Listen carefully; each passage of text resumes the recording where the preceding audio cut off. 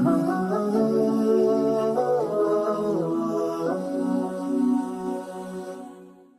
আলাইকুম ওয়া রাহমাতুল্লাহি ওয়া বারাকাতুহু ইন্নাল হামদুলিল্লাহ ওয়াস সালাতু ওয়াস সালামু আলা রাসূলিল্লাহ ওয়া বাদ।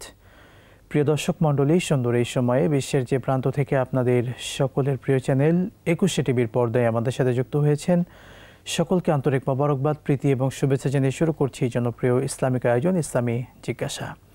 সাথে আছে আমি মোহাম্মদ আল আমিন খান। আজকে অতিথি হিসেবে যুক্ত হয়েছেন বাংলাদেশের প্রখ্যাত ইসলামিক স্কলার, বিশিষ্ট ইসলামী চিন্তাবিদ এবং শিক্ষাবিদ ফদিলাতুল শেখ মুহতারাম মুফতি আমজাদ হোসেন হেলালি হাফিজাহুল্লাহ, সম্মানিত সিনিয়র মুহাদ্দিস, জামিয়া মাদানিয়া মাদ্রাসা, বাড়িধারা, ঢাকা। আসসালামু আলাইকুম ওয়া রাহমাতুল্লাহি ওয়া বারাকাতুহু। ওয়ালাইকুম আসসালাম ওয়া রাহমাতুল্লাহ। শেখ ভালো আছেন? জি আলহামদুলিল্লাহ। আপনি ভালো আছেন? আলহামদুলিল্লাহ। আপনাকে স্বাগত জানাচ্ছি আমাদের চমৎকার আয়োজনে। জি ধন্যবাদ। প্রিয় দর্শক মণ্ডলী, আপনারা আমাদের এই ইসলামিক প্রোগ্রামে যদি ইসলামিক কোনো প্রশ্ন করতে চান, ইটিভি রিলিজিয়ান ইউটিউবে গিয়ে আপনারা কমেন্ট বক্সে প্রশ্ন রাখতে পারেন। পরবর্তীতে কোনো এক পর্বে আমরা সেই প্রশ্নগুলোরও উত্তর দেওয়ার চেষ্টা করব ইনশাআল্লাহ তাআলা। আমরা এই সুন্দর আয়োজনে ইসলামের বিভিন্ন দিক নিয়ে কথা বলি, যে বিষয়গুলো আমাদের জীবনকে পরিবর্তন করতে পারে। ইসলামের প্রতি আমরা ধাবিত হই, ইসলামের প্রতি আমাদের ভালোবাসা মহাব্বত তৈরি হয়। ঠিক আজকে আমরা গুরুত্বপূর্ণ একটি বিষয় নিয়ে আলোচনা করব, তা হচ্ছে পবিত্র শবে বরাত। শাবান মাস চলছে, এই মাস পবিত্র রমাদান মাসের পূর্বে এই মাস হলো অত্যন্ত দামি, মর্যাদাপান, বরকতময় মাস। এই বরকতময় মাসে আমরা পবিত্র শবে বরাতে কী কী করণীয় আমল রয়েছে, কী কী বর্জন করব, সার্বিকভাবে রমাদানের প্রস্তুতি আমরা কীভাবে নেব, শেখের থেকে আমরা সুন্দরভাবে জানবো ইনশাআল্লাহ তাআলা। শেখ, শবে বরাত শব্দটি আমাদের কাছে, মুসলিমদের কাছে অত্যন্ত পরিচিত। শবে বরাত বলতে আসলে কি বুঝি, এটার যদি সংক্ষিপ্ত পরিচয় দর্শকদেরকে জানাতেন। ধন্যবাদ আপনাকে, ধন্যবাদ আমাদের 21 টিভির কর্তৃপক্ষ সকলকে। শবে বরাত আসলে এই শব্দটিও ফার্সি। জি, আপনি জানেন যে আমাদের ভারত উপমহাদেশে একসময় ফার্সির চর্চা খুব বেশি হতো, তো ওই হিসেবেই কিন্তু শবে বরাত নাম এসেছে। আমরা আমাদের ভাষায় সেটাকে আমরা বোঝার চেষ্টা করি। যেমন নামাজ ফার্সি শব্দ, রোজা ফার্সি শব্দ, আমরা আমাদের ভাষায় সেটাকে আমরা বুঝতে পেরেছি বা বোঝার চেষ্টা করি। কোরআন এবং হাদিসে কিন্তু শবে বরাত এই শব্দটি আপনি পাবেন না। এই শব্দটি আমরা আমাদের হাদিসের মধ্যে আছে, লাইলাতুম মিন নিসফি শাবান হাদিসে রয়েছে, আমরা আমাদের ভাষায় সেখান থেকে আমরা বুঝে নিয়েছি। তাহলে শবে বরাতের ব্যাখ্যা যদি আমরা করতে যাই, সব মানে হলো রাত, সব মানে রাত, আর বরাত মানে মুক্তি, মুক্তির রজনী। মুক্তির রজনী আসলে কিসের থেকে মুক্তির রজনী, এই বিষয়টি অত্যন্ত পরিষ্কার ভাষায় আমরা বলতে চাই যে আমরা দুনিয়ার জোর ঝামেলায় আমরা থাকি, তো সেখানে আমাদের গুনাহ অনেক হয়ে যায়। শবে বরাত এখানে নফল ইবাদতের মাধ্যমে রব্বে করিমের কাছে আমরা ক্ষমা চাই, তো ক্ষমা চাওয়ার মাধ্যমে আল্লাহ তাআলা গুনাহমুক্ত আমাকে জীবন দান করেন, গুনাহমুক্তি আমরা সেখান থেকে পেয়ে যাই। এজন্য বলা হয় যে শবে বরাত মানে হলো মানে মুক্তির রজনী। মুক্তির রজনী ব্যাখ্যা হলো গুনাহ থেকে মুক্তির রজনী, পাপ থেকে মুক্তির রজনী। রাসূল আকরাম সাল্লাল্লাহু আলাইহি সাল্লামের একটি হাদিস রয়েছে যে শবে বরাতে আল্লাহ রব্বে করিম সকলকে মাফ করে দেন, ইল্লা মুশরিক আও মুশাহিন, অর্থাৎ যে শিরিক করে। সূরাতুল লোকমানে হযরত লোকমান আলাইহিস সালাতু ওয়াস সালাম ওনার সন্তানকে 10টি উপদেশ দিয়েছিলেন। তার মধ্যে সর্বপ্রথম যে উপদেশটি দিয়েছিলেন যে লা তুশরিক বিল্লাহ, আল্লাহ তাআলার সাথে কাউকে শরীক করবে না। এবং বলা হয়েছে যে শরীকটা হলো লা শিরকুন ইন্না শিরকা লা যুলমুন আযীম, মানে শিরিক করাটা এটা অনেক বড় জুলুম, মহা জুলুম, এর উপরে আর কোনো জুলুম হতে পারে না শিরিকটা। আর এই মুশরিক ব্যক্তি যদি তওবা না করে শিরিক থেকে, তাহলে শবে বরাতে যতই সে ইবাদত করুক তার ইবাদত কবুল হবে না। মুশাহিন হিংসুটে কিছু ব্যক্তি আছে যারা অপরেরটাকে ধ্বংস কামনা করে। আপনারটা আছে, আপনারটা কিভাবে ধ্বংস হোক, আমি পাই আর না পাই, অন্যেরটা ধ্বংস হোক, এই ধরনের লোক যদি তওবা না করে তাদের ইবাদতও শবে বরাতে সাধারণত কবুল হয় না। তাহলে এই দুইজন ব্যক্তি, হাদিসের মধ্যে আরও অন্যান্য লোকের কথাও আছে যারা বাবা মার নাফরমানি করে, এদেরও শবে বরাতে ইবাদত কবুল হয় না, আরও কিছু আলোচনা আছে। শেখ, আমরা শবে বরাতের আপনি সংক্ষিপ্ত পরিচয় দিয়েছেন, আমরা মূল যে বিষয়টি আসলে জানতে চাই। আমরা শবে বরাত অর্থাৎ লাইলাতুন নিসফু মিন শাবান, অর্থাৎ অর্ধ শাবানের রজনী যেটি, আমরা যখন এই রজনী আসে তখন আমরা আসলে কোন কোন আমলগুলো করতে পারি? চমৎকার, আপনি বলছিলেন শবে বরাত আসলে নফল ইবাদা জি, এবং আলাল ইনফেরাত, জি, প্রত্যেকটি ব্যক্তির উপরেই কিন্তু ইবাদা। নফল ইবাদত সমষ্টিগতভাবে হয় না, জি, নফল ইবাদত করতে হয় ব্যক্তিগতভাবে। তো সেক্ষেত্রে শবে বরাতে আপনি যখন শবে বরাত আসলো, নিসফে শাবান বলা হয়, শাবানের 14তম তারিখ 15তম রজনী আসলো, ঠিক মাগরিবের পরে গোসল করে নেওয়াটা উত্তম, বাট ফরজ নয়। আমি যখন যেহেতু আমি আবাদত করব সারা রাত্র, এজন্য গোসল করলে একটা নিজের মধ্যে একটা ভাব, একটা আবাদত করার পরিবেশ কিন্তু তৈরি হয়, একটা আকর্ষণ তৈরি হয়। কিন্তু যে গোসল করতেই হবে ব্যাপারটি এমন করতেই না। হবে বিষয়টি এমন এমন নয়, নয়। করলে ভালো। এটা হলো সম্পূর্ণ মোস্তাহাব একটা বিষয়, জি। করলে ভালো, নিজের মধ্যে একটা অন্যরকম ফিলিংস, আমি একটা অনুভূতি বিশেষ তৈরি হয়। ইবাদত করছি, সেই একটা হিসেবে বিশেষ প্রস্তুতি প্রস্তুতি নেওয়া, প্রস্তুতির জন্য এটা করা জাস্ট মোস্তাহাব। এটা কিন্তু করতেই হবে, না করলে শবে বরাত পালন হবে না, বিষয়টি এমন এমন নয়। নয়। আমি গোসল করব, এরপরে আমার নিজেকে প্রস্তুতি, সর্বপ্রথম যে কাজটি করতে হবে যে আমি যে আবাদত করব, আবাদতের জন্য আমার পাত্রটাকে আমি উন্মুক্ত রাখবো। সারা রাত্র আমি আবাদত করব, নফল আবাদত, নফল নামাজ, কোরআনে কারিমের তেলাওয়াত, এবং যদি কোনো মাকবারা কবরস্থান কাছে থাকে সেখানে গিয়ে একটু জিয়ারত করা, দান খয়রাত বেশি করে করা, এবং যথাসম্ভব আল্লাহ রাব্বি কারিমের কাছে কান্নাকাটি করা। এবং এই কাজটি, এই যে কাজ যেগুলো আমরা বললাম, এগুলো কিন্তু আপনি মসজিদেও করতে পারেন, আপনি ঘরেও করতে পারেন। মসজিদে সাধারণত আমাদের ভারত উপমহাদেশের শবে বরাত যখন আসে মসজিদগুলো খোলা থাকে, মাগরিব থেকে নিয়ে একবার ফজর পর্যন্ত মসজিদগুলো খোলা থাকে, সকলে এসে ইবাদত করে, এখানে নামাজ পড়ে, জিকির আজকার করে। এই বিষয়টি আলহামদুলিল্লাহ খুবই সুন্দর একটা পরিবেশ তখন কিন্তু বিরাজ করে, খুব ভালো একটা বিষয়। তো মসজিদে আমি যেতে পারি, ঘরেও যদি আমি মনে করি যে ঘরে আমি ইবাদত করলে ঘরের সদস্য যারা আছেন ওনারা ইবাদত করবেন, 2 রাকাত নামাজ বেশি পড়বেন, একটু আলোচনা হতে পারে, একটু তালিম হতে পারে, শবে বরাতের আমল নিয়ে কথাবার্তা হতে পারে, অথবা ইসলামের যে কোনো বিষয় নিয়ে কথাবার্তা হতে পারে। মানে পুরো রাত্রটাকে ইবাদতের মাধ্যমে কাটানো, তেলাওয়াত, নামাজ, জিকির, দোয়া, জিয়ারত, এগুলো। এবং পরের দিন কি করা? পরের দিন রোজা রাখা। রাসূল আকরাম সাল্লাল্লাহু আলাইহি সাল্লাম বলেছেন, ইদা কানা মিন নিসফি শাবান ফাকুমু লাইলাহা ওয়া সুমু নাহারাহা। হাদিসের থেকে পরিষ্কার আমরা যেটা বুঝতে পেরেছি, রাত্রিতে হলো নামাজ, নফল ইবাদা, আর পরের দিন হলো রোজা।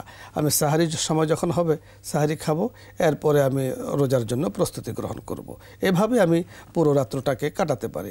এখানে একটি বিষয়ে আমরা উল্লেখ করতে চাই যে শবে বরাত নিঃসন্দেহে নফল ইবাদা, আমরা কিন্তু কোনোভাবেই সেটাকে ফরজ বলছি না। সেক্ষেত্রে সারা রাত্র আপনি ইবাদত করলেন কিন্তু ফজরের সময় ঘুমিয়ে আছেন, তাহলে সারা রাত্র ইবাদত আর ফজরের সময় ঘুমিয়ে থাকা, এক ওয়াক্ত ফজরের পাল্লা অনেক অনেক ভারী, হাজারো লক্ষ, মানে তার তুলনাই হয় না। এজন্য আপনার শরীরে, আমার শরীরে যতক্ষণ দিবে, আমি যতক্ষণ টিকে থাকতে পারবো এবং ফজরটা জামাতের সাথে আদায় করতে পারবো, ওই সময় পর্যন্ত আমি ইবাদত করব। যদি আমি পুরো রাত্র ইবাদত করতে পারি আলহামদুলিল্লাহ, যদি পুরো রাত্র জাগ্রত থাকে আমার পক্ষে সম্ভব না হয় 12টা পর্যন্ত, তাই ঠিক আছে, কিন্তু ফজরকে আমাকে সামনে রাখতে হবে। এই বিষয়টি খুবই লক্ষণীয়। শুকরান, জাযাকাল্লাহ। অল্প কথায় বেশ কিছু পয়েন্ট নিয়ে এসেছেন আপনি। শেখ আর একটু সুন্দরভাবে বলতেন, শবে বরাতের আমাদের মা বোনেরা জিজ্ঞাসা করেন, এই মাসলার জন্য প্রায় ফোন করেন, শবে বরাতের রোজা কয়টি? আসলে চমৎকার আপনি বলেছেন। আমি একটু আগে যে হাদিসটি পড়েছি, এই হাদিসটি কিন্তু হাসান দরজার হাদিস। আপনি জানেন হাদিসের বিভিন্ন স্তর আছে, সহিহ হাদিস, গরিব হাদিস, মওযু হাদিস, এই ধরনের হাসান হাদিস, আহসান হাদিস। তো এই হাদিস থেকে পরিষ্কার যেটা বোঝা যায় সেটা হলো যে রোজা কিন্তু একটি, যেটা হাদিস থেকে পরিষ্কার বোঝা যায় রোজা হলো একটি, সেটা হলো পরের দিন রোজা রাখা। যখন শাবানের এই দিনটি আসবে, তুমি রাত্রিতে ইবাদত করবে, পরের দিন রোজা রাখবে। এখানে আমি একটু বলে রাখি যে আমাদের সমাজে অনেক সময় কেউ 3টিও রাখেন, কেউ 2টোও রাখেন, আর সবগুলোকে শবে বরাতের রোজা মনে করেন। আসলে বিষয়টি এখানে একটু আমরা গোলমোল করে ফেলি। প্রতি চাঁদের মাসে 13, 14, 15 এই 3টি রোজাকে বলা হয় আইয়ামে বীজের রোজা, অর্থাৎ 3টি রোজা রাসূল আকরাম সাল্লাল্লাহু আলাইহি সাল্লাম রাখতেন। তো আমাদের সমাজেও আমাদের মা বোন যারা আছেন ওনারা এই রোজাগুলো অনেকে আলহামদুলিল্লাহ রাখেন। তো রাখার ক্ষেত্রে গিয়ে শাবান যখন আসে তখন ওনারা 3টি রাখেন, এই 3টিকে তখন মনে করেন যে শবে বরাতের।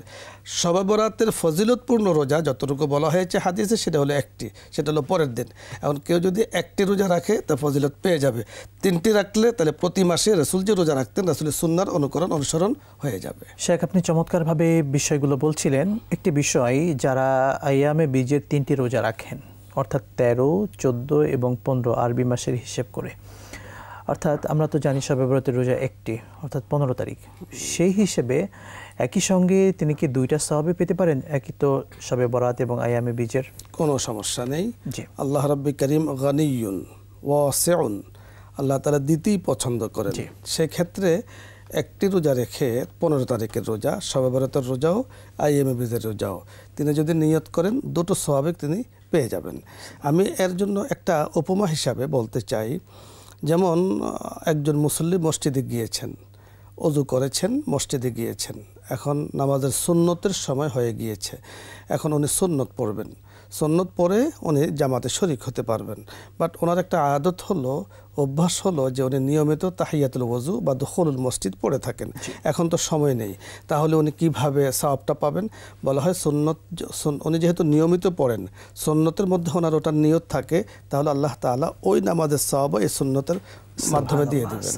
তো এই জন্য ঠিক এখানেও কেউ যদি 15তম তারিখের রোজা রাখেন, তিনি আইয়ামে বীজের রোজা সওয়াবও পাবেন, 15 তারিখে শবে বরাতের যে সওয়াব সেটাও পাবেন। সুবহানাল্লাহ, চমৎকারভাবে উপস্থাপন করেছেন শেখ। আপনি রোজা নিয়ে বলছিলেন, আমরা এই রাত্রে অনেক সময় লম্বা নামাজ পড়ি। লম্বা বলতে মসজিদে গিয়ে এমন প্রতিযোগিতা অনেক সময় হয়, আমরা ছোটোবেলায় যেমনটি করতাম, কেউ 100 রাকাত, কেউ 200 রাকাত, একটা ইবাদতের অর্থাৎ সালাতের একটা প্রতিযোগিতা হতো। আসলে এইরকমভাবে 100 বা 200 বা একটা নির্দিষ্ট সংখ্যা করে এরকমভাবে নামাজ পড়া, এটা হলো ছোটবেলার, আমি যতটুকু বুঝি, যদি নিয়তটা এমন থাকে যে আমি ইবাদতের পরিমাণ বাড়ানোর জন্য আমি এই ধরনের নিয়ত করেছি, বেশি যেন পড়া যায়। স্বাভাবিক আমাদের একটা অনুভূতি আছে যে আমার ভাই উনি যদি 100 রাকাত পড়ে, আমি নিঃসন্দেহে তার থেকে 10 রাকাত বেশি পড়বো বা 2 রাকাত বেশি পড়বো, কম কেন পড়বো? এই সম্পর্কে শরীয়তে তাকে অনুমতি দিয়েছে। আমি যদি রাসূল সাল্লাল্লাহু আলাইহি ওয়াসাল্লামের একটি হাদিস উল্লেখ করি, রাসূল সাল্লাল্লাহু আলাইহি ওয়াসাল্লাম বলেছেন, মিশকাত শরীফের কিতাবুল ইলমে এই হাদিসটি উল্লেখ করা হয়েছে যে লা হাসাদা ইল্লা ফি ইসনাইন, যে হিংসা শরীয়তে জায়েজ নাই, তবে 2 জায়গাতে জায়েজ আছে। এক জায়গা হলো যে রাজুলুন আতাহুল্লাহু মালান, আল্লাহ পাক এক ব্যক্তিকে মাল দিয়েছেন, তো এখন উনি মালটা প্রতিযোগিতা দিয়ে খরচ করেন, যে অমুকে এত খরচ করে আমি তার থেকে বেশি করব, এই জায়গাতে কিন্তু জায়েজ আছে। ঠিক ইবাদতের ক্ষেত্র, যেহেতু দান একটি ইবাদত, নফল একটি ইবাদত, যে আমার বন্ধু সে 100 রাকাত পড়েছে, আমি 200 রাকাত পড়বো, আমি 400 রাকাত পড়বো, আমি একটু তার থেকে পরিমাণ বাড়িয়ে পড়বো, তো সেক্ষেত্রে ইবাদতের ক্ষেত্রে বিষয়টা আসলে আমি বলবো যে এটা প্রশংসনীয়, যেহেতু ইবাদত পরিমাণ বাড়ানোর জন্য। কিন্তু এখানে একটু বিষয় আমাদের উল্লেখ করতে হয়, এমন যদি আবার বিশ্বাসগতভাবে হয়ে যায় যে আমাকে শবে বরাতে এত রাকাত নামাজ পড়তেই হবে, না পড়লে শবে বরাত পালন হলো না, এই বিশ্বাস থেকে কিন্তু বের হয়ে আসতে হবে। বিশ্বাসটা এমন না, আপনি 2 রাকাত পড়েন আলহামদুলিল্লাহ, যেহেতু নফল ইবাদত, 4 রাকাত পড়েন আলহামদুলিল্লাহ, বেশি পড়তে পারেন নিঃসন্দেহে প্রশংসার, কিন্তু এতই পড়তে হবে এই পরিমাণ না হলে শবে বরাতের পূর্ণ ফজিলত পাওয়া যাবে না। এখান থেকে কিন্তু একটু বের হয়ে আসতে হবে বিষয়টি এমন। শুকরান, জাযাকাল্লাহ। আসলে আমাদের বর্তমান জেনারেশন, তারা এমনিতে মসজিদ মুখী অনেকে আছে, অধিকাংশ মসজিদ মুখী নয়। তো মসজিদমুখী করার জন্য আমরা এই শবে বরাতের এই দিনগুলোকে কিন্তু কাজে লাগাতে পারি। আমরা যারা আছি সুন্দরভাবে তাদেরকে মসজিদমুখী করে কিছু দিনের কথা আলোচনা করতে পারি, যদি এই ব্যাপারে একটু বলতেন। আপনি চমৎকার বলেছেন। আসলে আমাদের যুব সমাজ, এরা দেশের জন্য, ধর্মের জন্য অনেক অনেক গুরুত্বপূর্ণ পার্সেন্ট। বিশেষ করে আল্লাহ রাসূল সাল্লাল্লাহু আলাইহি সাল্লাম যুবকদের জন্যই বলেছেন যে কাল কিয়ামতের ময়দানে যখন সকল মানুষ পেরেশানিতে থাকবে, টেনশনে থাকবে, বিচার কার্য শুরু হবে না, কঠিন অবস্থা হবে। এবং আপনি জানেন যে সেই দিন মানুষ এইভাবে ঘামাতে থাকবে পেরেশান হয়ে যে কেউ কেউ ঘামের মধ্যে হাবুডুবু খেতে থাকবে, কঠিন অবস্থা হবে। ঠিক ওই সময় আল্লাহ রাব্বুল আলামিন 7 ব্যক্তিকে আল্লাহ পাকের আরশের নিচে ছায়া দান করবেন।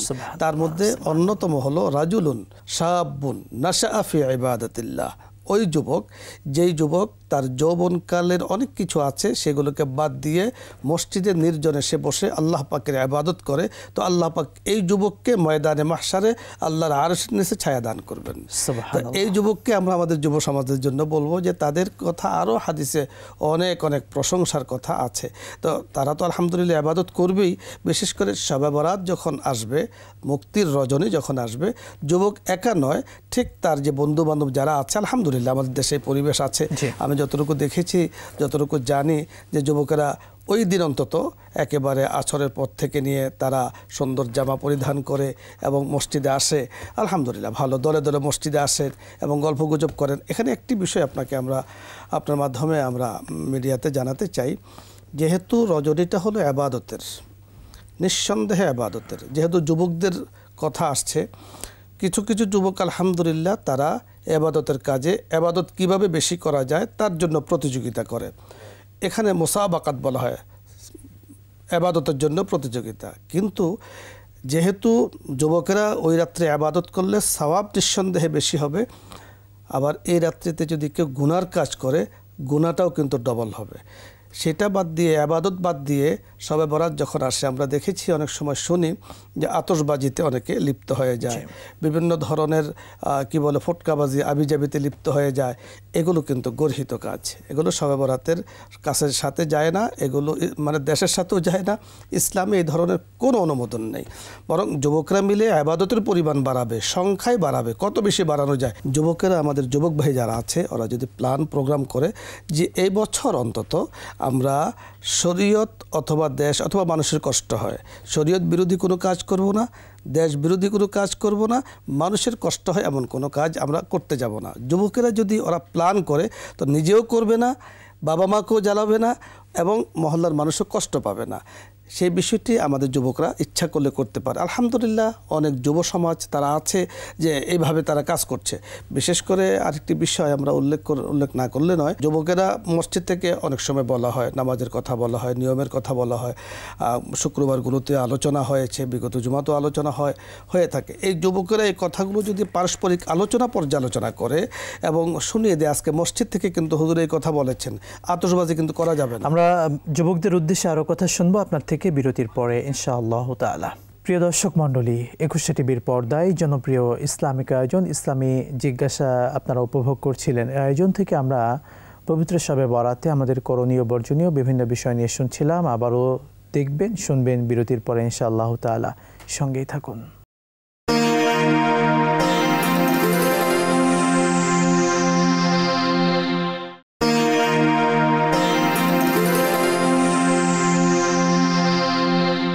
বিরতির পর আরও একবার স্বাগত জানাচ্ছি আপনাদের প্রিয় চ্যানেল 21 টিভির পর্দায় জনপ্রিয় ইসলামিক আয়োজন ইসলামী জিজ্ঞাসায়। দর্শক, আমরা পবিত্র শবে বরাত উপলক্ষে আমাদের করণীয় বর্জনীয় কোরআন সুন্নাহর আলোকে শুনছিলাম আমাদের শ্রদ্ধেয় অতিথি মুহতারাম মুফতি আমজাদ হোসেন হিলালি হাফিজাহুল্লাহর কাছে। আমরা শাইখের থেকে আবারও চমৎকার ভাষায় এই বিষয়গুলো শুনবো ইনশাআল্লাহ তাআলা। শাইখ, আমরা বিরতির পূর্বে আপনি যুবকদের উদ্দেশ্যে বলছিলেন আসলে যুবকরা পারে সমাজকে পরিবর্তন করতে, যুবকরা পারে। আমাদের বিশ্বনবী সাল্লাল্লাহু আলাইহি ওয়াসাল্লাম কিন্তু সমাজকে পরিবর্তন করেছিলেন যুবক অবস্থায়। সাহাবা আজমাইনগণ তারাও কিন্তু যুবক অবস্থায় সমাজকে পরিবর্তন করেছিলেন। সুতরাং আমাদের এই সমাজকে পরিবর্তন করতে, সমাজের বিশৃঙ্খলা দূর করতে তারাই কিন্তু পারেন। যদি তাদের উদ্দেশ্যে আরেকটু কিছু কথা বলতেন, তারপর আমরা মূল বিষয়ে চলে যাব। নিঃসন্দেহে যেহেতু যুবকদের বিষয় এসেছে, আর মানুষের হায়াতের মধ্যে সবচেয়ে গুরুত্বপূর্ণ হায়াত কিন্তু যৌবন বয়স বা যুবকদের বয়সটাই। শিশুকাল, যৌবনকাল, বার্ধক্যকাল। শিশুকালের কোনো হিসাব হয় না, আর যৌবনকালটার হিসাব হয়। এবং যৌবনকালে যেহেতু শক্তি আছে, সামর্থ্য আছে, বার্ধক্যকালের হিসাব হবে। বাট একজন মানুষ দেখা যাচ্ছে যে গুনার কাজ তার সামনে আছে, যৌবন বয়সে সে করতে পারবে, কিন্তু আল্লাহ পাকের ভয়ে সে ওই কাজটি করছে না, ওই কাজে যুক্ত হচ্ছে না। তো যেহেতু গুনার কাজ তিনি করছেন না, যুক্ত হচ্ছেন না, তো এই হিসেবে তার সওয়াবটাও কিন্তু বেশি। তাকে যেহেতু মাহে রমজান সামনে আসছে, আমরা যদি আপনাকে একটা উপমা দিয়ে বুঝাই, আমাদের দর্শক মণ্ডলী যারা আছেন ওনারা দেখছেন যে রমজানের ঘরে পানি নাই। এখন যেহেতু পানি নাই, প্রচণ্ড তৃষ্ণা, তো পানি নেই, এই জন্য আপনি পানি পান করছেন না। তো এটার যেমন নিজেকে কন্ট্রোল করা, যেমন ঠিক পানি আছে কিন্তু পানি আমি ইচ্ছা করলে পান করতে পারি, কেউ দেখছে না, আমি রব্বে কারিমকে ভয় করে আমি পানি পান করছি না। তো দুটোর মাঝে কিন্তু অনেক বেশ কম। একটা হলো জিনিস থাকার পরও পান করছি না, আর হলো নাই তাই পান করতে আমি পারছি না, দুটোর মধ্যে অনেক বেশ কম। যৌবনকালটা কিন্তু এইভাবে আল্লাহ পাক রাসূল আকরাম সাল্লাল্লাহু আলাইহি সাল্লামের মাধ্যমে আমাদেরকে জানিয়ে দিয়েছেন। এই বয়সটার গুরুত্ব অনেক অনেক বেশি। এই কারণে এই বয়সে যেমন সমাজকে পরিবর্তন করতে পারে, এই বয়সে যেমন দেশকে পরিবর্তন করতে পারে, এই বয়সকে নিজেকেও সে পরিবর্তন করতে পারে। আর সমাজ দেশ পরিবর্তনের জন্য সর্বপ্রথম নিজেকে তৈরি করা, নিজেকে প্রস্তুত করা। আপনি জানেন যে এখন যে জামানা চলছে, আখেরি জামানা, হযরত রাসূল আকরাম সাল্লাল্লাহু আলাইহি ওয়াসাল্লামের হাদিসগুলো যুবকদের জন্য এই জন্য বলা হয়েছে যে একটা জমানা যখন আসবে সেই জমানাতে গুনার সামানা কিন্তু সামনে অনেক অনেক থাকবে, অনেক অনেক, মানে বিভিন্ন যন্ত্রপাতি হোক যাই হোক সকল কিছু থাকবে। যুবক যখন সবগুলো থেকে এড়িয়ে আল্লাহমুখী সে হয়ে যাবে, তো আল্লাহ তাআলা তার এটাকে বেশি খুশি হন। আপনি জানেন যে রাসূল আকরাম সাল্লাল্লাহু আলাইহি সাল্লামের পরে আমরা দেখেছি যে ইসলামের বিজয়ে যারা এনে দিয়েছেন তাদের মধ্যে অনেকেই যুবক ছিলেন। তার মধ্যে মোহাম্মদ বিন কাসেম মাত্র 17 বছর বয়স ছিল, খালিদ বিন ওয়ালিদ রাদিয়াল্লাহু তাআলা আনহু উনিও যুবক ছিলেন, এবং রাসূল আকরাম সাল্লাল্লাহু আলাইহি সাল্লামের জীবদ্দশায় হযরত যায়েদ বিন উসামা রাদিয়াল্লাহু তাআলা আনহু যুবক, ওনার নেতৃত্বে কিবারে সাহাবাই কেরাম, বড় বড় সাহাবাই কেরাম ওনার নেতৃত্বে ছিলেন। ওনাকে রাসূল আকরাম সাল্লাল্লাহু আলাইহি সাল্লাম সিপাহ সালার বানিয়ে যুদ্ধে পাঠিয়েছেন। এভাবে মানে সমাজ বিনির্মাণে ইসলামের খেদমত করার জন্য যুবকদের অবদান অনেক অনেক বেশি আছে, ইনশাআল্লাহ থাকবে। শুকরান জাযাকাল্লাহ, খুবই গুরুত্বপূর্ণ বিষয়ে কথা বলেছেন শেখ। আমরা শবে বরাত নিয়ে আরও কিছু বিষয় জানতে চাই। শবে বরাত উপলক্ষে আমরা দেখি গ্রামগঞ্জে আমাদের বিভিন্ন বাসা বাড়িতে একটা প্রচলন আছে, হালুয়া রুটির প্রচলন। আসলে এটা কতটা ইসলাম সম্মত যদি বলতেন এই ব্যাপারে। এই বিষয়টি যদি আমি একটু পরিষ্কার করে বলি যে শবে বরাত যখন আসে, আমরা আমাদের অনুষ্ঠানের সূচনাতে বলেছিলাম, আপনি প্রশ্ন করেছেন যে আমাদের করণীয় কি। সে করণীয়র মাঝে একটি বিষয় ছিল দান করা, সদকা করা, খায়রাত করা, মানুষের উপকার করা। তো এই যে আমাদের রাসূল আকরাম সাল্লাল্লাহু আলাইহি সাল্লামের পরে সাহাবাই কেরাম রিদওয়ানুল্লাহি আলাইহিম আজমাইন এবং তাবেঈন, তা পর্যায়ক্রমে আমাদের মাঝে যে বিষয় দানের যে প্রচলন, তারপরে ইবাদতের যে প্রচলন, সেটা তো আসলে তখন থেকেই এসেছে। আমি তিরমিজি শরীফের একটি হাদিস উল্লেখ করতে চাই। তিরমিজি শরীফের মধ্যে ইমাম তিরমিজি রাহমাতুল্লাহি আলাইহি একটি হাদিস উল্লেখ করেছেন যে হযরত আয়েশা সিদ্দিকা রাদিয়াল্লাহু তাআলা আনহা রাসূল আকরাম সাল্লাল্লাহু আলাইহি সাল্লামকে খুঁজে পাচ্ছেন না। রাসূল খুঁজে পেয়েছেন যে উনি নামাজ পড়ছেন, লম্বা সিজদা করেছেন। মা আয়েশা সিদ্দিকা রাদিয়াল্লাহু তাআলা আনহা রাসূলকে দেখে ভয় পেয়ে গেলেন যে উনি সিজদা থেকে আর উঠবেন না নাকি। তো অনেকক্ষণ পরে উঠেছেন। ওঠার পরে তিনি বললেন নিজের মনের কথাগুলো, যে আপনি এত লম্বা সিজদা দিয়েছেন। রাসূল বলেছেন, তুমি জানো যে রাত্রটা কোন রাত্র? এই রাত্র হলো লাইলাতুম মিন নিসফি শাবান, শবে বরাত। তাহলে এই রাত্রের গুরুত্ব অনেক বেশি। এই রাত্রটা হলো নামাজ পড়ার, এই রাত্র হলো সিজদা করার, এই রাত্র হলো সাধ্য অনুযায়ী দান করার। এখন দান করতে গিয়ে হয়তোবা কোনো লোক কখনো চিন্তা করেছেন যে আমি একটু ভালো কিছু তৈরি করি, হালুয়া রুটি বা একটু গোশত তৈরি করে মানুষকে দেয়, যেহেতু গরিব মিসকিনকে ওরা তো পাকাতে পারে না, ওদেরকে আমি দান করলে আবার অনেক কিছু লাগবে, সেটাও যেন তাদের না লাগে। সেখান থেকে তিনি চিন্তা করে, ভালো কিছু চিন্তা করে কিছু দান করছেন রুটি বানিয়ে। অথবা আমাদের ভারত উপমহাদেশের মধ্যে কোনো দেশে আছে চাউল ভাত প্রদান, কোনো দেশে কিন্তু এখনও রুটি তাদের কাছে প্রধান খাদ্য, রুটি। তো সেই হিসাবে প্রধান খাদ্য হিসাবে উনি রুটিটাকে ব্যবহার করেছেন, আর প্রধান তরকারি হিসাবে গোশত ব্যবহার করেছেন, দান করেছেন। পরবর্তীতে সেখান থেকে আরেকজন মনে করলো যে তো একটু ভালো কাজ উনি করেছেন। এইভাবে রেওয়াজটা কিন্তু চলে এসেছে। এটা কিন্তু একটা রেওয়াজের অন্তর্ভুক্ত। এটা কিন্তু মানে এটা করতেই হবে, এটা না করলে শবে বরাত হবে না, এখান থেকে সম্পূর্ণরূপে বের হয়ে আসতে হবে। আমরা দেখেছি অনেক সময় আমাদের অনেকেই আছেন এমন যে রাত্রভর রুটি বানিয়েছেন, হালুয়া বানিয়েছেন, তরকারি বানিয়েছেন, এরপরে নিজেও খেয়েছেন, অপরকেও দিয়েছেন।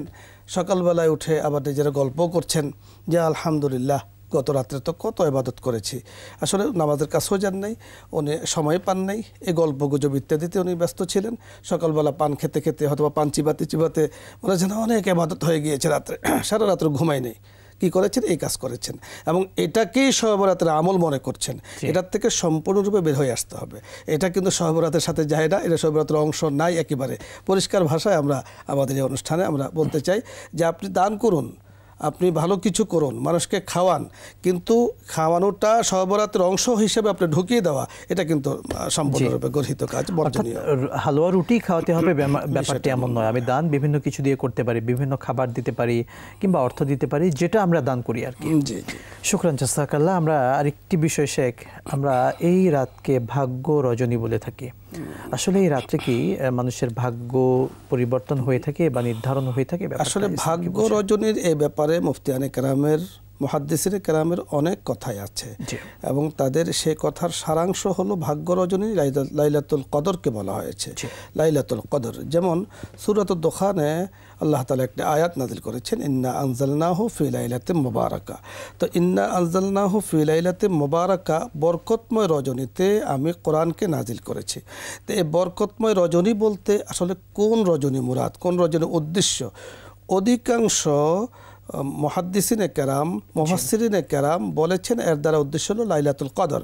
বিশেষ করে আল্লামা তাবারি রহমতুল্লাহ আলাই তাফসিরে তাবারির মধ্যে এই সম্পর্কে উল্লেখ করেছেন। পরবর্তীতে মুহাদ্দিসিনে কেরাম ওনাকে সাপোর্ট করেছেন যে এখানে লাইলাতুল মুবারাকা দ্বারা উদ্দেশ্য হলো লাইলাতুল কদর। কিন্তু হ্যাঁ, অল্প সংখ্যক হলেও আল্লামা ইবনে কাতাদা রহমতুল্লাহ আলাই উনিসহ কয়েকজন ওনারা বলেছেন মুবারাকা দ্বারা মুরাদ হলো লাইলাতুল বরাত, অর্থাৎ শবে বরাত যাকে বলা হয়। ভাগ্য রজনী এই রাত্রিকে যারা ভাগ্য রজনী বলে, ভাগ্য নির্ধারণের রজনী, আসলে সহি কোনো সনদে এই ধরনের কোনো কথা অন্তত আমি পাইনি যে রাত্রিতে ইবাদত করলে আমার জীবনের ভাগ্যটা পরিবর্তন হয়ে যাবে, এটা আমি অন্তত পাইনি। হ্যাঁ, আল্লাহ রাব্বুল কারীম অনেকে একটা মিল দিয়েছেন। কিভাবে? যে আল্লাহ তাআলা শবে বরাতে বরাদ্দ দিয়ে থাকেন আর পাশ করে থাকেন হলো লাইলাতুল কদরে। তাহলে বরাদ্দ আগে, এরপরে হলো পাশটা হলো লাইলাতুল কদরে। এইভাবে মুহাদ্দিসিনে কেরামের অনেকে তার বিভিন্ন ব্যাখ্যা দিয়েছেন। শুকরান জাযাকাল্লাহ শেখ। আমরা অনেকে এই চিন্তা করি, যেহেতু এটা ভাগ্য রজনী, এই চিন্তা করে আমরা এই রাত্রে অনেক ভালো খাবার অনেকে খায়, বিভিন্ন বাসিতে রান্না করা হয় যে আজকে যদি ভালো খাবার খাই তাহলে পুরো বছর ভালো খাবার জুটবে। আসলে এই চিন্তা থেকে সহি কোনো সনদে, সহি কোনো সূত্রে এ ধরনের কোনো কথা বর্ণিত নেই।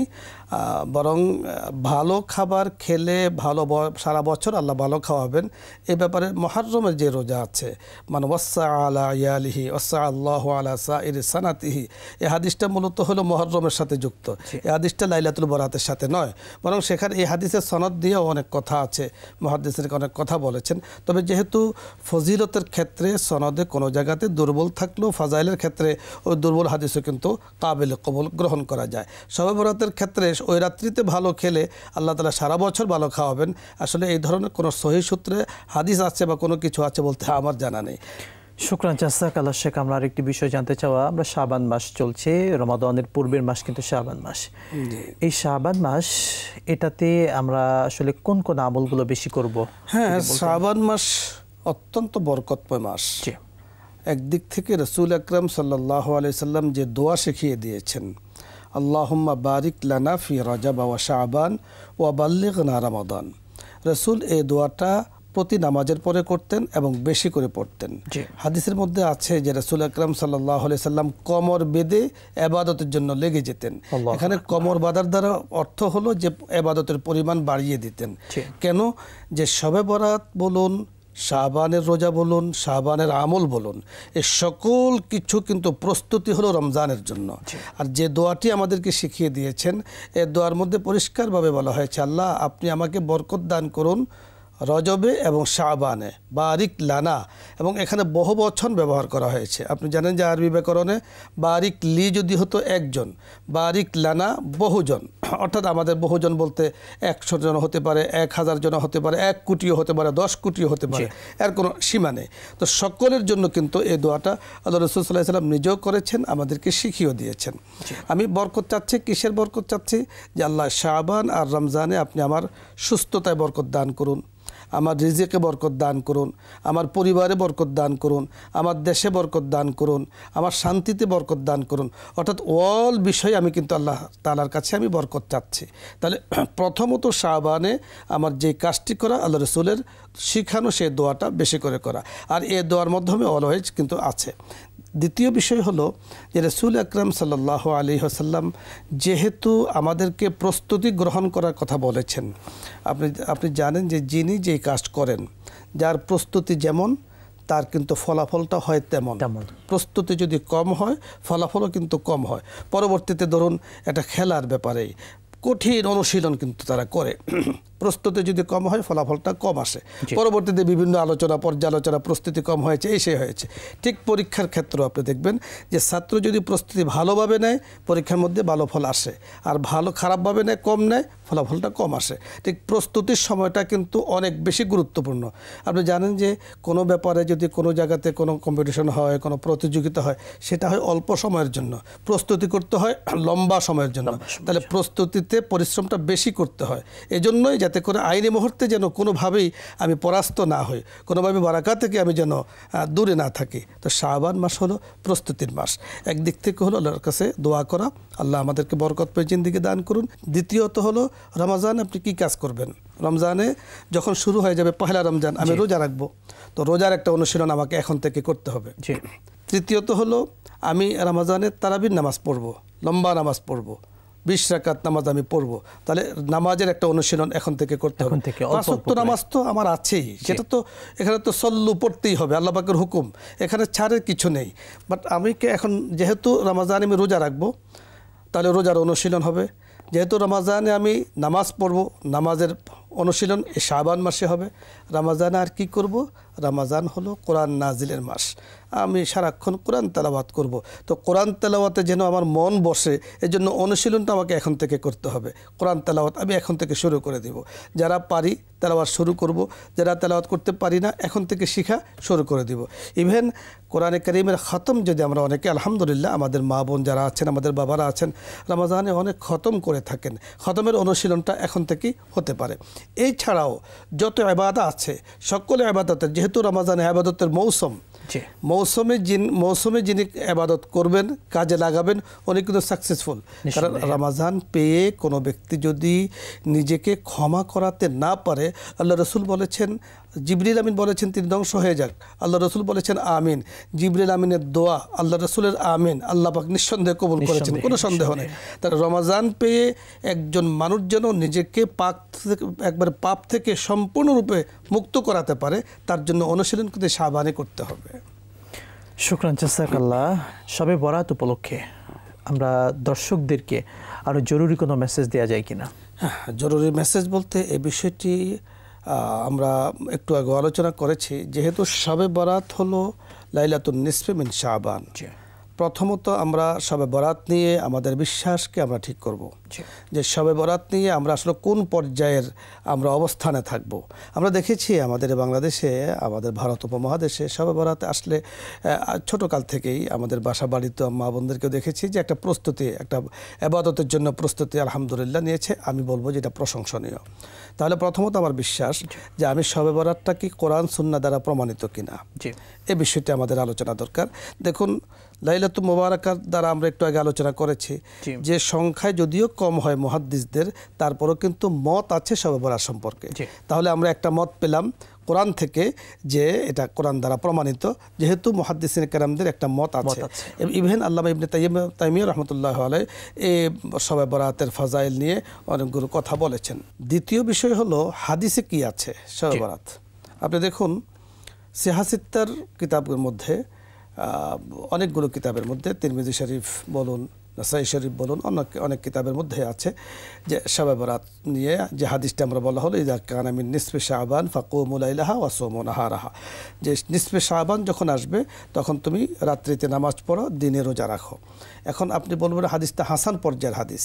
এখন ফজিলতের ক্ষেত্রে হাসান থেকেও আরও দুর্বল হাদিসও গ্রহণীয় ফাজাইলের ক্ষেত্রে, নামাজ পড়ার ক্ষেত্রে। আমরা বলবো যে শবে বরাতে মানুষ কি করছে, আমাদের ভাইয়েরা কি করছে, মা বোনরা কি করছে, ইবাদত করছে, ইবাদতের মধ্যে লাগানো। তো ইবাদতের কথা তো সবসময় আছে। একজন মানুষ কর্মব্যস্ততার কারণে সারা বছর 5 ওয়াক্ত নামাজ পড়েন, এখন চিন্তা করেছেন যে নফল নামাজ তো পড়া হয় না, শবে বরাতে আমি এই রাত্রিতে একটু নফল নামাজটা বেশি করে পড়বো। তো তাকে আমাদের সাধুবাদ দিয়ে, ধন্যবাদ দিয়ে, স্বাগতম জানিয়ে তাকে মসজিদে আনবো। আমি যদি বলি যে না শবে বরাত বলতে আসলে কিছু নেই, আপনি কেন পড়বেন, এই কথা কিন্তু ঠিক নয়। কারণ আল্লাহ রাব্বে কারীম শবে বরাত সম্পর্কে যেমন হাদিস আছে, কেউ আবার মুহাদ্দিসদের মধ্যে 2-1 জনে কেউ এ কথা বলতে চেয়েছেন যে এই হাদিসটা মূলত সারা বছর সম্পর্কে, আমি বলবো সারা বছর সম্পর্ক হলো তো তার মধ্যে তো শবে বরাত একটি রাত্র, অবশ্যই। তো সে রাত্রিতে ইবাদত করুন। সারা বছর আমি করতে পারিনি, আমি এই রাত্রিতে করছি, আমার ভাইদেরকে উদ্বুদ্ধ করা। প্রথমত বিশ্বাসগতভাবে এই বিষয়টিকে নেওয়া। দ্বিতীয়ত হলো আমি শবে বরাত ইবাদতের মাধ্যমে পালন করব, উদযাপন করতে গিয়ে কোনো ধরনের কুসংস্কারে আমি যুক্ত হব না। কুসংস্কার বলতে অনেক কথা কল্প কাহিনী আছে, যেমন শবে বরাত যখন আসে একেবারে গেট সাজিয়ে তারপরে আপনার ফুল সজ্জা করে মসজিদকে লাইটিং করা হয়ে থাকে বিভিন্ন জায়গায়, মসজিদকে বা ইবাদতখানাকে অথবা নামাজ ঘরকে অথবা নিজের বাসা বাড়িকে এমনভাবে লাইটিং করে, এমনভাবে মাইকিং করে, এমনভাবে মাইক লাগানো হয়, সারা রাত্র মাইক চলতে থাকে অথবা ফুল সজ্জা হতে থাকে, মানে ফুল লাগিয়ে এই ধরনের হতে থাকে। আসলে এগুলো কিন্তু শবে বরাতের মেজাজ শবে বরাতের সাথে বা হাদিস যে বর্ণিত আছে সেটা চলে যায় না। আপনি হাদিসে কোনো জায়গায় এই কথাটি পাবেন না যে সজ্জা করতে হবে। আল্লাহর ঘর তো এমনি সাজানো, আল্লাহর ঘরকে সাজাতে বলা হয়েছে ইবাদত দিয়ে, আল্লাহর ঘরকে এইভাবে লাইট দিয়ে সাজাতে বলা হয় নাই। ইন্নামা ইয়ামুরু মাসাজিদাল্লাহি মান আমানা বিল্লাহি ওয়াল ইয়াউমিল আখির, যে তামিরে মসজিদ, ইমারতে মসজিদ, মসজিদ আবাদ নির্মাণের মধ্যে যুক্ত। যেখানে মসজিদ নেই আপনি সুন্দর লাইটিং করছেন, সুন্দর বিছানা বিছিয়ে দিচ্ছেন, মুসল্লিদের ইবাদতের জন্য করেছেন, সকল কিছুর মাকসাদ কিন্তু ইবাদা, সকল কিছুর মাকসাদ হলো মানুষ যেন আকৃষ্ট হয় ইবাদতের মধ্যে থাকে। বাট এমন কোনো কাজ না করা যে মানুষের ওর ভিতরে দিকে নজর চলে যায়, ইবাদতের দিকে নজর না থাকে। তাহলে মসজিদ সাজানো, মসজিদকে লাইট দেওয়া, মসজিদকে মানে প্রয়োজনীয় বিষয় ব্যবহার করা, এটা সারা বছরের জন্য, বিশেষ করে শবে বরাতের জন্য নয়। রাস্তাঘাটে লাইটিং করা, বিশেষ করে অনেক কিছু করা, এগুলো কিন্তু শবে বরাতের হাদিসের মধ্যে এই ধরনের কথা। কারণ হাদিসের পরবর্তী অংশে বলা হয়েছে আলা মিন মুস্তাগফিরিন ফাআগফির আলা, আলা মিন মুবতালিন ফাওয়াফি, আলা কাযা আলা কাযা বলা হয়েছে যে কেউ যদি বিপদে পড়ে তো আমার কাছে আল্লাহ তাআলার কাছে তাকে মুক্তি চাওয়ার কথা বলা হয়েছে। কারো যদি রিজিকের বর্ধন দরকার হয়, যে আমার রিজিক কম আমি বাড়াতে চাই, তো আল্লাহ তাআলার কাছে চাইতে বলা হয়েছে। কারো যদি সন্তান অসুস্থ, সুস্থতা সে কামনা করছে, তো আল্লাহ তাআলার কাছে সুস্থতা কামনা করা, এইভাবে ইবাদতের কথা বলা হয়েছে। বাট কোনোভাবে লাইটিং অপরের কষ্ট হয়, এক কথায়। কারণ আমরা এই জন্য বলতে চাই কথাগুলো, যে আপনি যখন মাইক ব্যবহার করে রাত্র 1টা 2টা পর্যন্ত আপনি ব্যবহার করছেন, তো ঘরে আপনি তো মসজিদে মানুষকে নিয়ে কোরআন সুন্নাহর কথাই বলুন, কিন্তু আপনার আওয়াজে তো ঘরে কেউ ইবাদত করতে পারছে না। একজন মা নামাজে দাঁড়াতে চায়, উনি নামাজ পড়তে পারছেন না, এই আওয়াজের কারণে ওনার মন ওদিকে চলে যাচ্ছে। তো এই বিষয়গুলো যেহেতু আলাল এনফেরাদ, ব্যক্তিগতভাবে মানে নিজে ইবাদত, এজন্য সমষ্টিগতভাবে একবার অনেক কিছু করে মাহফিল বানিয়ে, এটা কিন্তু শরীয়তের নির্দেশনা নয়, এর থেকে আমাদেরকে বেরিয়ে আসতে হবে। চমৎকারভাবে অনেকগুলো পয়েন্ট শেখ বললেন। একটি বিষয় বলতেন, আমরা বিভিন্ন মসজিদগুলোতে দেখতে পাই যেটি কোনো মসজিদে যদি এভাবে জাঁকজমক করে আয়োজন না হয়, তখন অনেক মুসল্লি কিংবা কমিটি বা অনেক ব্যক্তিরা এটাকে এমনভাবে কথাগুলো বলে যে না, এটা কি করছে আসলে, এখানে হুজুর কি করছেন, কেন শবে বরাত নিয়ে বড় কোনো আয়োজন করলো না, কেন মসজিদে দোয়া মাহফিল হলো না, এই যে চিন্তা ভাবনা অনেকে করেন, আসলে এই চিন্তাগুলো তাদের সাথে এখানে আমরা বলবো শবে বরাত নিয়ে বাড়াবাড়িও করা যাবে না, ছাড়াছাড়িও করা যাবে না। যেমন এ কথা বলা যাবে না যে শবে বরাত শরীয়তে নেই আমার দৃষ্টিতে, এ কথা যেমন বলা যাবে না, আবার শবে বরাত বলতে বিশাল আয়োজন করতে হবে, একদম মানে কি বলে লাইটিং করে, ফুল করে, রাস্তাঘাটে ইত্যাদি বড় আয়োজন করতে হবে, এটাও কিন্তু এক ধরনের বাড়াবাড়ির অন্তর্গত। কথা বাড়াবাড়ি কোনোটাই না, মাঝামাঝি থাকতে হবে। আমরা তো উম্মাত মুওয়াসসিতা। হ্যাঁ, আল্লাহ তাআলা বলেই দিয়েছেন যে ইহদিনাস সিরাতাল মুস্তাকিম, আমাদেরকে শিখিয়ে দিয়েছেন। আমরা যেহেতু উম্মতে মানে মুতাওয়াসসিত, আমরা যেহেতু, কারণ আপনাকে আমি যদি একটু বলি যে উম্মতে, আপনি যেহেতু উম্মতে মুতাওয়াসসিত, আমরা শুনবো ইনশাআল্লাহ বিরতির পরে আপনার এখান থেকে। ধন্যবাদ। প্রিয় দর্শক মণ্ডলী, 21 টিভির পর্দায় জনপ্রিয় ইসলামিক আয়োজন ইসলামী জিজ্ঞাসা উপভোগ করছিলেন। পবিত্র শবে বরাত নিয়ে চমৎকার আলোচনা শুনছিলাম আমাদের সম্মানিত অতিথির কাছে। আবারও শুনবো বিরতির পরে ইনশাআল্লাহ তাআলা, সঙ্গেই থাকুন।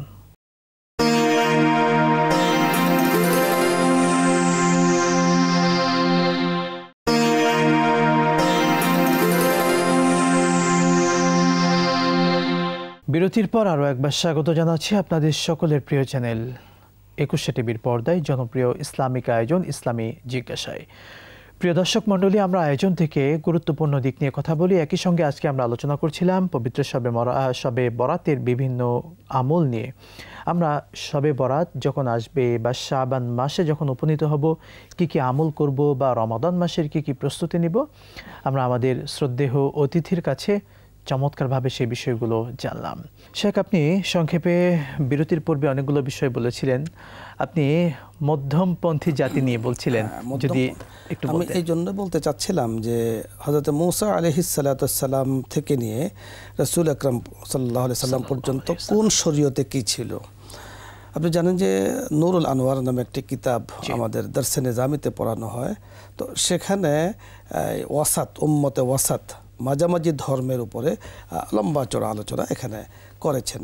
তো সেখানে করেছেন যে মূসা আলাইহিস সালাতু সালামের সেই ধর্মে শরীয়ত কিন্তু খুব কড়া করেছিল, অনেক লম্বা চড়া সেখানে আলোচনা। অর্থাৎ কোথাও যদি নাপাক লেগে যেত তো এসে নাপাকের জন্য এই জায়গাকে কেটে ফেলতে হতো, কাপড় লাগলে ওই কাপড়টাকে কেটে ফেলতে হতো।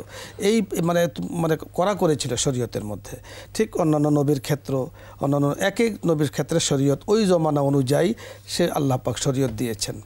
আমাদের উম্মতে মুহাম্মদীকে আল্লাহ তাআলা শরীয়ত দিয়েছেন কি, যে কোনো জায়গাতে যদি নাপাক লাগা হয় তাহলে সেই নাপাক জন্য কাপড়ও কাটা লাগবে না, আবার এটাকে নিয়েও নামাজ পড়া যাবে না। কি করতে হবে? এটাকে ধুয়ে ফেলতে হবে, ধুয়ে পরিষ্কার পরিচ্ছন্ন করে নামাজ পড়তে হবে।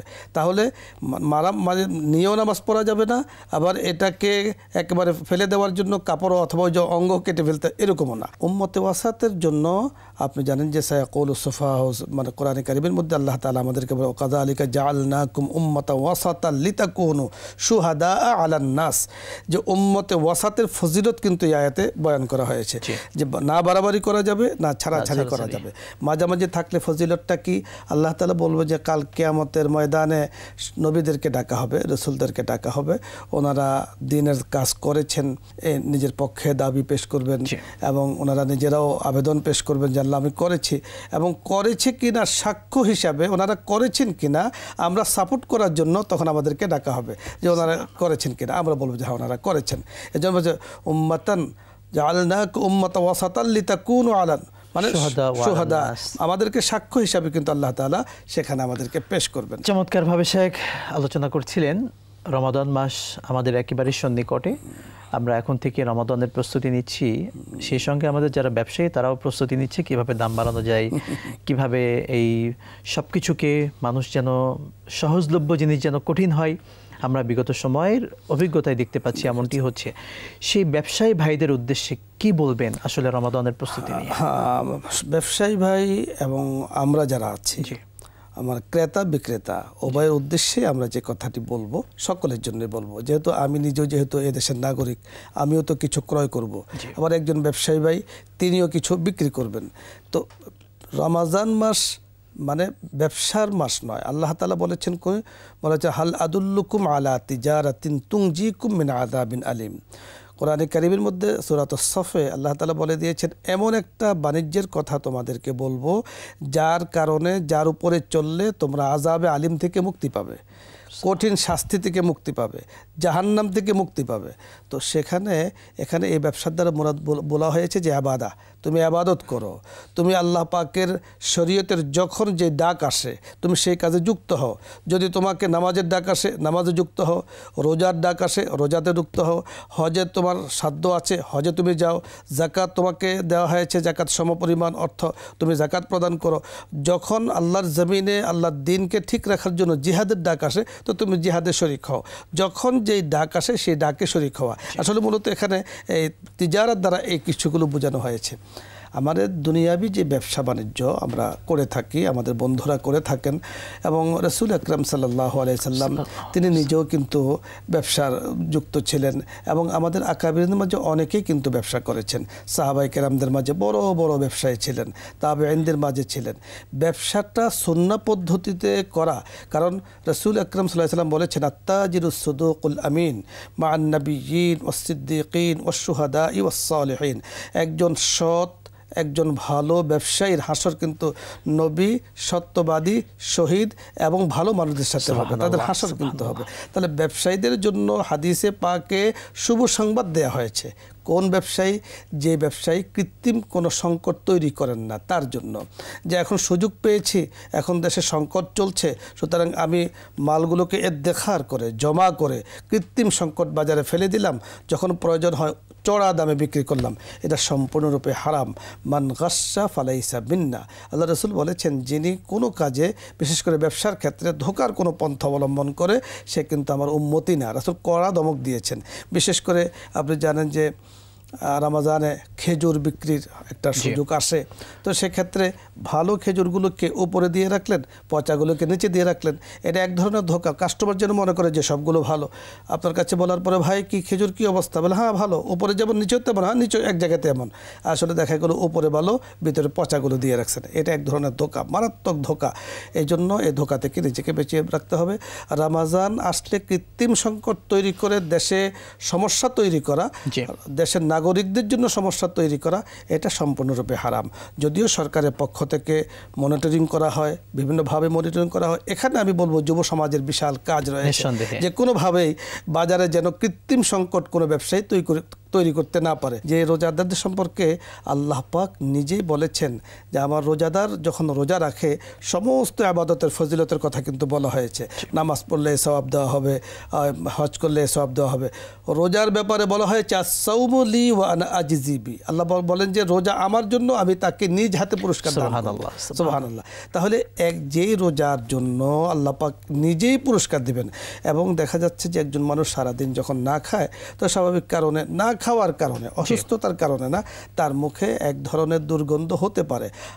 এই দুর্গন্ধ সম্পর্কে হাদিসে পাকে কত সুন্দর, কত চমৎকার শব্দ বলা হয়েছে যে আল্লাহ পাকের কাছে রিহে মিস্ক, অর্থাৎ মেশকু আম্বরের যে গ্রান, তার থেকেও আল্লাহ পাকের কাছে রোজাদারদের মুখে যে গন্ধটা, সেটা আমাদের কাছে এত দামি।